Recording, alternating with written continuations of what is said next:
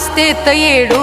डोंगर चढणं व्हायचं नाय माझा हाल बघून तू दोन पावल खाली याव ग माये या वस्तीत येडू डोंगर चढणं व्हायचं नाय माझा हाल बघून तू दोन पावल खाली याव ग माय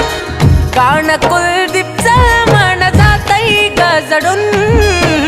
कान कुलदीपचं मन जातई गजडून कसा येऊ येडू तुझा डोंगर चढून काग अचानक हे येडू आला या घडून कसा येऊ